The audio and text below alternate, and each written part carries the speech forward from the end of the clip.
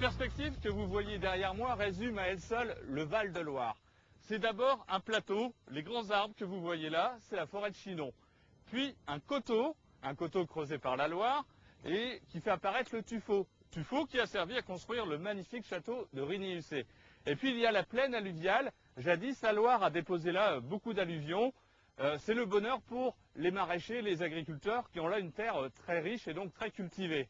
Et puis derrière sa digue, là-bas, il y a la Loire. Et en fait, c'est cet ensemble qui fait le Val-de-Loire. Et c'est cet ensemble à la fois naturel et culturel qui a été classé patrimoine mondial de l'UNESCO.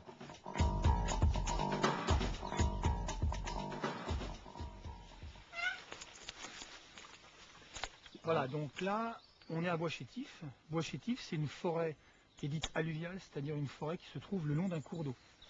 Ce qui va faire l'immense richesse de cette forêt, c'est que du coup, il y a énormément de bois mort parce que l'homme y intervient pas ou peu, et le prélèvement de bois ne se fait pas, et du coup il va y avoir une prolifération d'un certain type de population animale, en particulier, on va dire, les oiseaux et les insectes.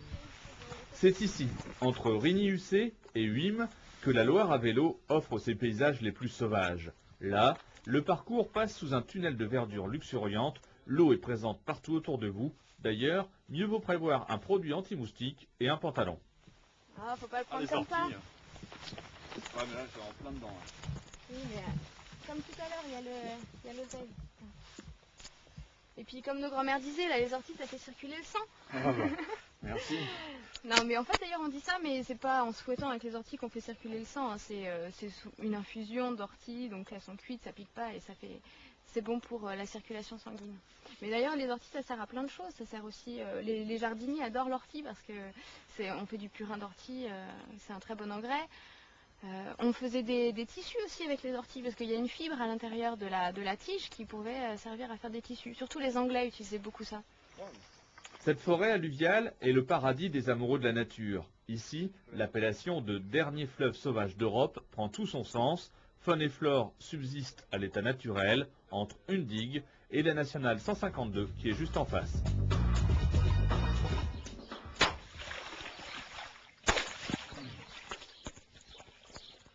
Ce geste, des générations de femmes l'ont fait ici, aux fontaines d'Ozon. Nous sommes sur la commune de Huim. C'est un lavoir qui date du XVe siècle, mais un lavoir de luxe. Pourquoi? Eh bien tout simplement parce qu'il a une toiture. Et quand on venait laver le linge ici, en hiver, quand il pleuvait, quand il neigeait, je vous assure que c'était très appréciable. Et puis, jusque dans les années 80, une vieille dame venait encore ici laver régulièrement son linge. Et puis maintenant, bon, j'ai du cambouis sur le t-shirt, alors c'est à mon tour de laver un peu. J'y vais.